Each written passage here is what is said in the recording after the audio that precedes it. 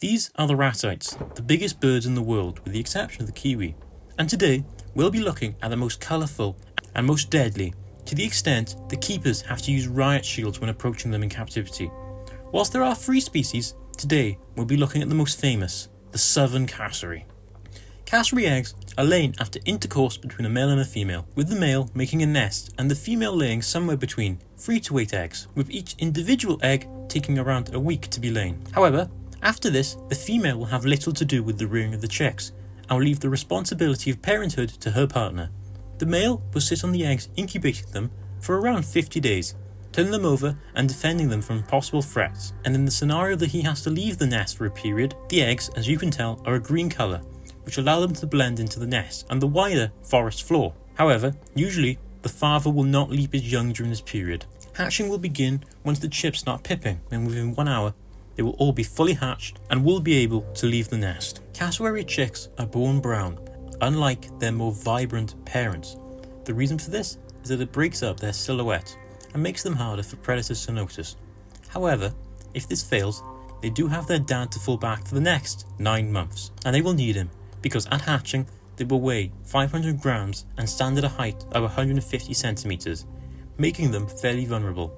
So, they will stay in the nest with their father for 2 to 3 days, at which point they will leave the nest with the dad in order to search for food, and they will always stay within close proximity of their father, picking up key life skills.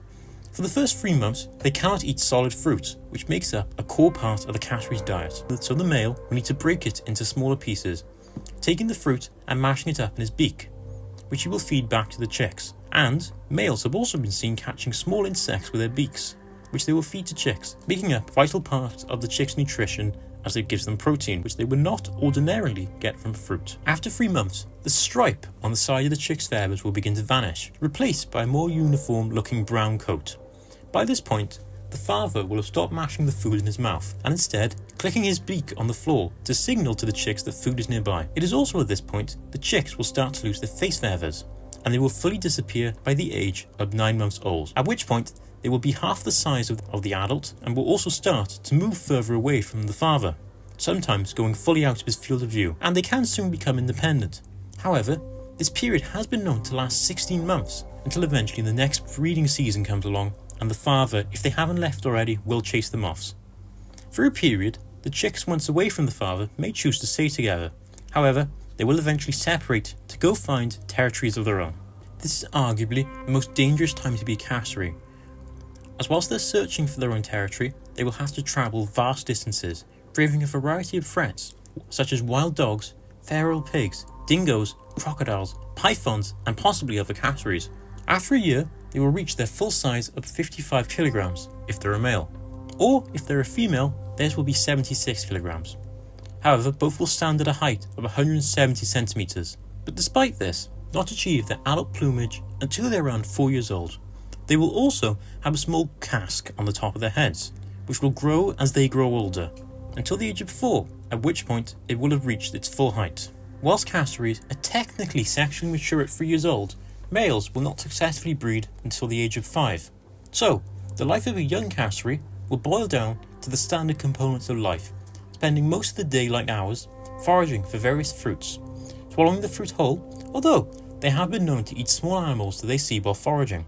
And southern cassowaries will eat dead roadkill, and because southern cassowaries also live in fairly close proximity to humans, they have been known to steal people's food. That being said, this is an exception to their normal diet, and to give you an idea of how important foraging is to the cassowary, that'll make up 35% of their day, and they do so in the early morning and late evening, leaving most of the day either to rest or patrolling their territory, and even taking a bath in the local river if one is available. In the scenario where a cassowary territory is violated, they will make this low rumbling sound.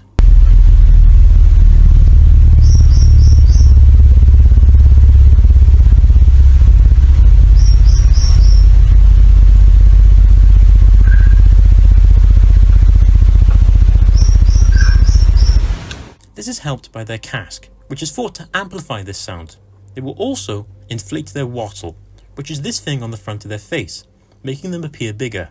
If it escalates to violence, then the two individuals will charge at one another, jumping in the air and kicking one another with their feet and massive claws until one yields, with the loser making a low mewing vocalization as the victor chases them off. With this victory, the cassowary has secured their territory. Male and female cassowaries have different territory sizes, with a female cassowary's territory encompassing multiple smaller male territories. Once males reach the age of around 5 years old, they should be able to mate. This will happen sometime between June and November, and this is one of the only times the cassowaries will break from their solitary lifestyle, with males making vocalizations to initiate contact. This is helped by the casque atop their heads, which is believed to have a variety of functions. But one of the things it is thought to do is to act as an amplification chamber, although still being debated amongst naturalists and it's not very well understood. When the male meets a female, the male will need to impress her. To do this, he will circle around her, making a low rumbling noise as his wattle swells.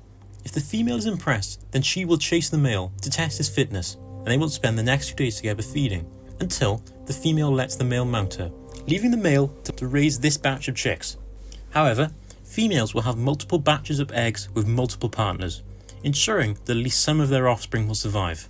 However, the general rule of cassowary parents being absentees isn't necessarily always true, as there have been cases female cassowaries raising chicks after the male has died. This process of eating and raising chicks will continue for the rest of the cassowary's life, either until they lose their territory or they die. Whilst the age that the cassowary dies is relatively unknown in the wild, in captivity they can live for an average of up to 22 years. Southern cassowaries are considered a least concerned species, with an estimated population ranging from 20 to 490,000 individuals. But they do face issues such as hunting, habitat eradication, and diseases that are not native to their home ranges of Australia and Papua New Guinea. Another thing about cassowaries is their potential to be highly dangerous to humans, with there being numerous reports of people being killed by cassowaries.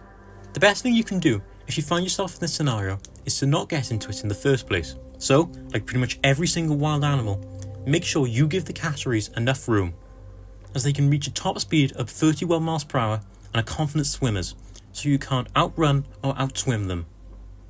But if you do find yourself in the unfortunate scenario where a cassowary wants to give the local cemetery another client, the best thing you can do is find a tarmac road and zigzag down the road, as cassowaries are likely to slip on the tarmac, and so they'll probably give up the pursuit.